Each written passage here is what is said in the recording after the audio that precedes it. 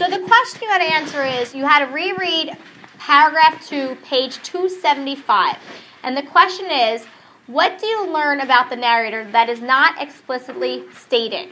So in other words, what can you infer? So when you infer something, basically you have to use clues to figure out the answer. It doesn't come right out and give you the answer. So what I want you to do is I want you to take a minute and look at some of the responses that you all wrote. This type of question that I just asked, I wanted you to answer, is what you call a text-dependent question. So go ahead and write text-dependent question. They're all different types of question. We know about ITT questions where the answer can actually be found inside the text. These type of answers are basically infer, but you have to have details from the text to support it. So go ahead and continue to write the notes. So whatever I write up here, you should have in your reader's notebook because you're taking notes. Okay? So when you answer text-dependent questions, basically number 1, you're inferring. And number 2, you're using details from the text to support your answer.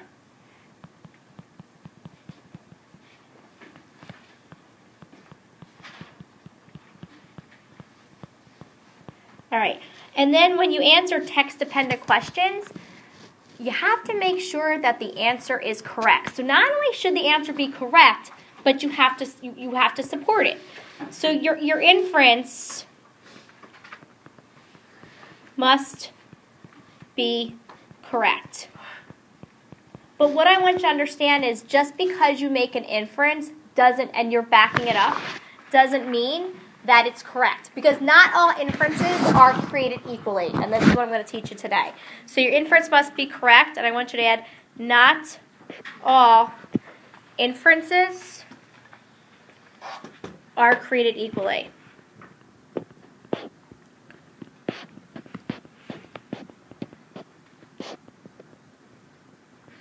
So what we're going to do is we're going to go back, and we're going to look at your responses, and let's kind of like get rid of the ones where you just think the answer is just wrong. Like it doesn't even answer.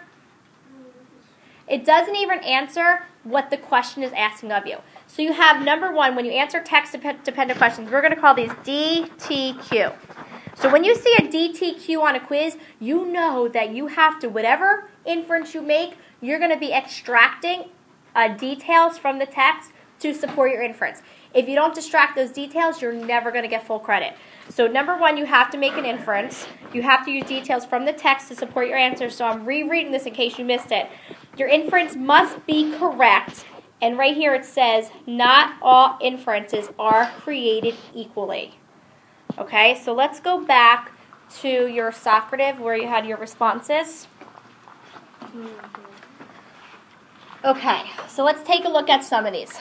So which ones can we get rid of because maybe it doesn't answer the question, or just the answer is just not right? So do you see anything that is just wrong? So hold on, let me give you some think time. What you're saying is this one is wrong. Unfreeze. Oh, can somebody unfreeze that? So what you're saying is this one is wrong. Number 3 is wrong. And the reason why it's wrong is because it's not even an inference. It's directly, or I should be up there. It's directly stated in the text. All right? So when something is stated, that's not an inference. So it's stated in the text. All right. Which other one do you notice is also not correct? So this answer is incorrect for a couple reasons. Number 1, this was not even in the paragraph that the directions told you to read. So this is in the wrong paragraph. So honestly, that's just carelessness. Because then the second reason why it's wrong is because it's not even inferring. And then the third reason why it's wrong, because this is about the mom when the question is about the narrator. So it says right here, the narrator's mother. So the question was asking you about the narrator, not the mom. All right, so we have 2 here where we figured out why they are wrong. Are there any more other ones that are... All right, so this one right here, I would infer that the narrator does not make a lot of mistakes. That's really not inferring because she's... Well, actually, in the text it says, I worried more about making mistakes, and I spoke carefully, making sure I could say everything right before opening my mouth. So does the text actually say she doesn't make a lot of English mistakes? No. But on a scale of inferring, like where, you have inferences that are like a 1, where, okay, it's a little obvious. Like, so for example, like, let's say if Mrs. Breathauer walked in the classroom. She was crying, she had tears in her eyes, and she was sobbing, and, all right, raise your hand. What would you obviously infer about her? Raise your hand, let's not call out. Yes. She's sad. Okay, so this is, in my little notes, the one thing I said is not all inferences are created equally. Okay, so there are some inferences that are a lot deeper than others. So right here, like, it never says in the book that, okay, she did not make a lot of mistakes, but you could probably infer it because she says right here, I spoke carefully, making sure I could say everything right before opening my mouth. But is that a deep inference? No. So if I had to score that on a scale of 1, 2, or 3 on the, thinking deeply, I would give it, what would you give it? 1. I'd give it a 1. So now let's kind of look. All right, so we figured out 3 that were just totally the wrong answers, okay? Because number 1, some of them they weren't even inferring. Number 2, they weren't even asking what the question was asking. They weren't answering what the question was asking. And what was the third reason why it was wrong? It wasn't even inference, right? Okay, so looking at the other ones, are there any inferences you think, okay, it's an inference, but it's not very deep? Can you go down? Yeah, no, just let's use what's on here. All right, so if we look at the first one, the narrator wanted to be perfect with what she said rather than be wrong. All right, so yes, that's definitely an inference, correct? Yeah.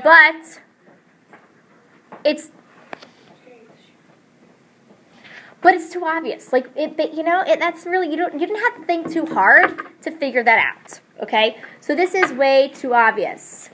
Is there another one that's just way too obvious or it's not even thinking deeply? Yes, go ahead. This one right here, 1, 2, 3, 4, 5. Once again, absolutely. Like, sure, they're inferring that, yes, the narrator is probably better at speaking English, but it's really not that deep. Like, it's not... It's obvious. So now let's look at which of these, so we eliminated quite a few, which of these inferences you think is a more deeper, complex inference where, the reader had to kind of look at what the character was doing, what the character was saying, what the character was feeling to make this inference. So tell me which one it is and why. Got it. All right, so if we had to pick out one that was pretty deep, so definitely this one. So to say, it never says that she was self-conscious, but this person obviously knew what this word meant and said, okay, all these actions and stuff that she's feeling, thinking, doing, proves this. So this is deeper, all right? This is what you call better inference. Now, this is where the problem is, okay? When a question asks you, like, what does this part reveal or what does this part show, a lot of times the reason why you cannot make these different inferences is you don't have the vocabulary to express what you want to express. And that is why it is really important when you don't understand a word to look up that word, ask somebody that word, remember that word. Because what is also happening is when you go to take tests and you have choices like A, B, C, or D, well, you don't know the meaning of choice A and D, so you're probably thinking, all right, well, I don't know what that means, so then I guess it's got to be either B or C. So it wasn't necessarily a comprehension problem, it was more of a vocabulary problem. So when you go to make inferences, sometimes I don't think it's necessarily like you don't know how to infer, I just think you don't have the vocabulary to make these inferences. All right, so we all agree that this is the best one, right? Okay, so we're going to run with this one. I can infer that, all right, so another one that's pretty good is the narrator, 4? 2, oh. Second. 2 is good. I would have to say, I can infer, we're not calling out loud, I can infer that she really is serious about fitting in. This is a pretty deep inference too. Okay, so what one reason. All right, so let's go back and all right, hold on. Let me just review real quick. So number 1, you have to make sure that your answer is correct. Okay. Number 2, if it's a text-dependent question, you have to make sure that you're actually inferring and you're not just stating what's in the text. Number 3, you have to make sure that your inference is not obvious, because not all inferences are created equally. There are better inferences than others.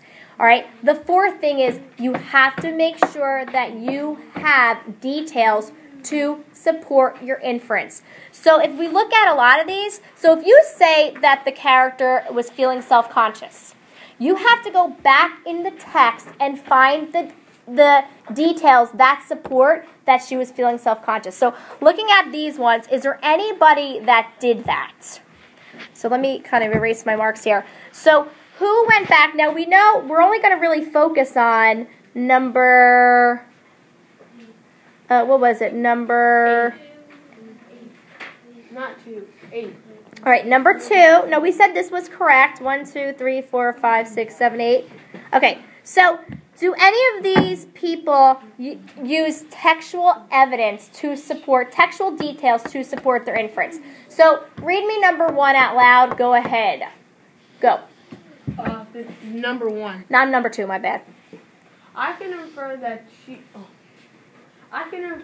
she's really serious about fitting in with the American lifestyles, and I have plenty of illustrations to prove this. All right, great inference, but is she giving us those illustrations, or he? No, but I love the fact that they're saying that they have plenty, right?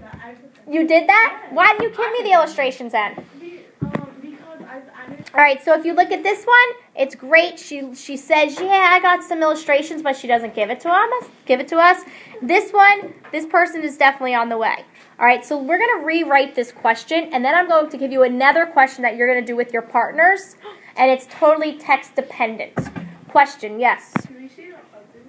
So what I'm going to do is we're going to kind of like work this together, and then you're going to do the next one by yourself. So the question is, what does this paragraph reveal about the character?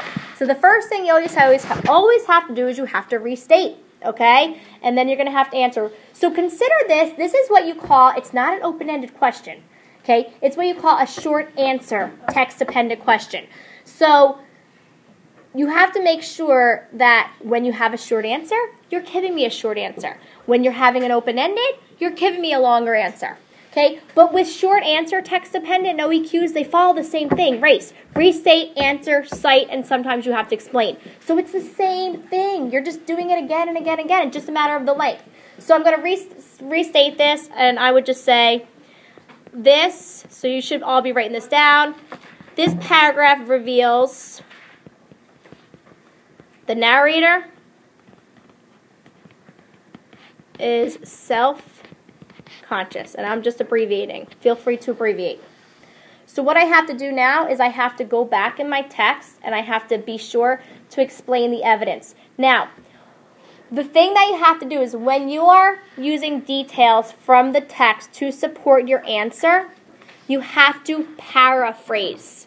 So paraphrase means put it in your own words. So what I want you to do right now is with your partner, I want you to turn and talk, like, what are the details that prove that this girl is self-conscious? Now, just so you understand, what does self-conscious mean? Again, just so we're all on the same page here. Yes? Yeah, well, not embarrassed, but you worry about what other people think about you. All right, so I want you to turn and talk and come up with, paraphrase the evidence that proves that she was probably feeling or is a little self-conscious. All right, so what we did is we paraphrased. So we said, this paragraph reveals the narrator is self-conscious. She was constantly worried about the way she spoke. Before talking, the narrator would practice in her mind before saying it out loud. Okay, so does that prove that she is self-conscious? Absolutely.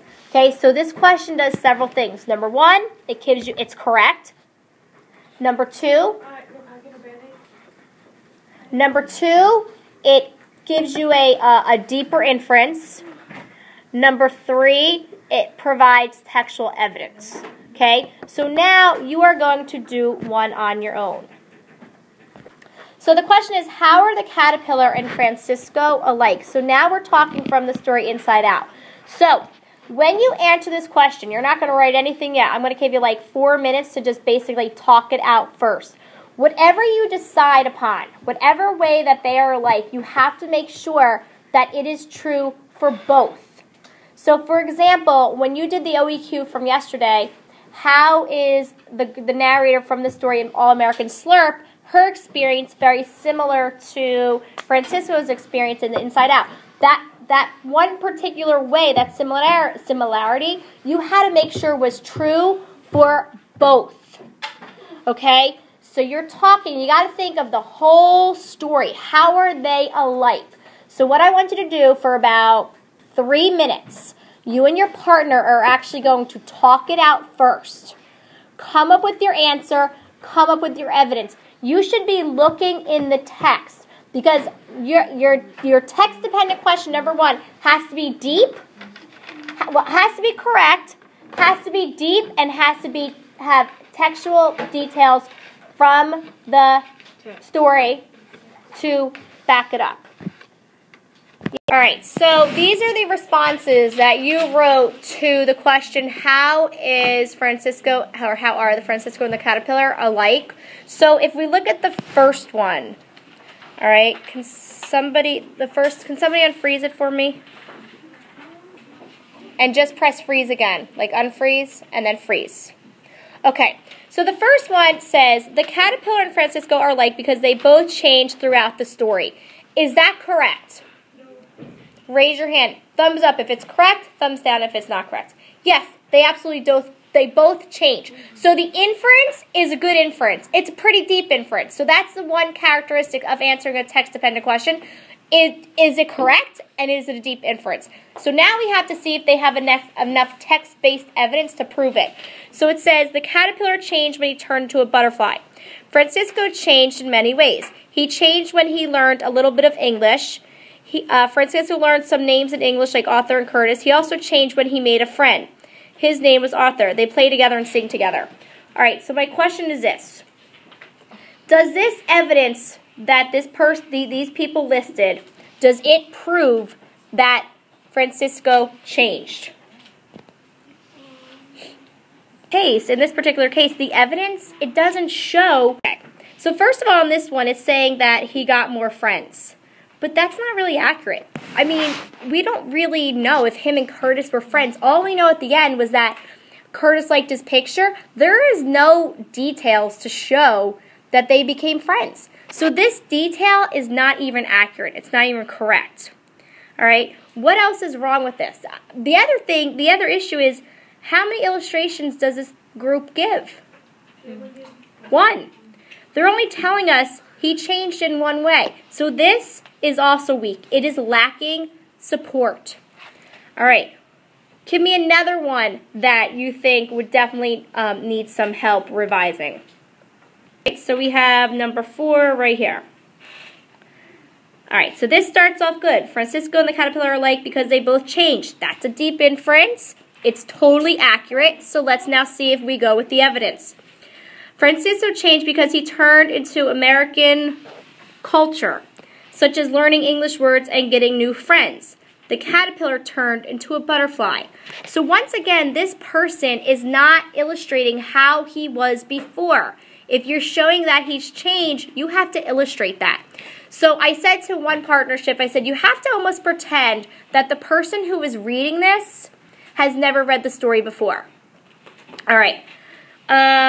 Tell me what is wrong with this one. So you have, it says, Francisco helped the caterpillar by taking care of it when the caterpillar was in the cocoon. He also helped the butterfly by letting him go after he came out of the cocoon. This was the second part of a paragraph. All right, so forget this one because that's part of another. All right, so let's look at this one. The caterpillar and Francisco are alike because they both transformed. Francisco transformed because he learned a little bit of English. The caterpillar transformed by changing from a caterpillar to a butterfly. These are big changes because in the beginning, Francisco didn't know any English, and the butterfly was a caterpillar and was in the jar, but when it transformed, it was set free. That is how Francisco and the caterpillar transformed. Okay, what do you think?